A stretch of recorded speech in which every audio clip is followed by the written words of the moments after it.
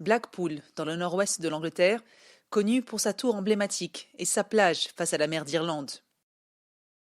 Mais il suffit de s'éloigner de quelques mètres du front de mer pour en constater l'extrême pauvreté. Entre boutiques placardées et rideaux de fer baissés, la ville, déjà parmi les plus pauvres du pays, a été frappée au cœur par la pandémie de coronavirus et ses restrictions dévastatrices pour l'économie. À présent, beaucoup de ses habitants sont obligés de se tourner vers des organisations caritatives pour survivre. Cette banque alimentaire distribue des sacs remplis de provisions. Sans ces gens-là, je ne sais pas comment quiconque d'entre nous arriverait à survivre. Ils aident tellement de gens, c'est incroyable. Sans eux, je serais dans une situation vraiment mauvaise, parce que j'ai une famille. Fondée il y a 9 ans pour aider les sans-abri, l'association Amazing Grace a depuis procuré de l'aide alimentaire à plus de 100 000 personnes. Depuis la mise en place du premier confinement l'année dernière, ces bénévoles croulent sous les demandes.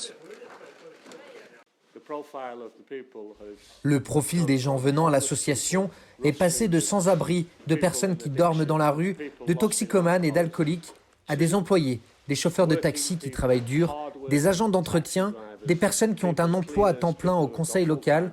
On a aussi beaucoup de gens désespérés qui veulent faire du bénévolat parce qu'ils s'ennuient à mourir. Autrefois station balnéaire touristique, Blackpool a vu son attrait décliner ces dernières années. Et la pandémie a fait figure de coup de grâce pour son économie.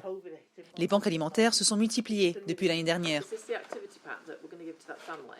Et les associations d'aide aux personnes vulnérables sont submergées.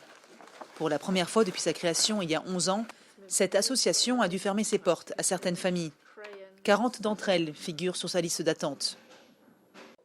Je pense que les dommages que le Covid-19 a causés à l'estime de soi des gens vont durer longtemps. Et ça va prendre beaucoup de temps pour que les gens soient à nouveau confiants et heureux et qu'ils soient sûrs que cela ne se reproduira plus. Mais il reste une lueur d'espoir. Devant la baisse des contaminations et l'avancée de la vaccination, le Premier ministre Boris Johnson a annoncé fin février un programme pour sortir progressivement le pays du confinement. La réouverture des magasins non essentiels et des terrasses de pubs et restaurants est prévue le 12 avril.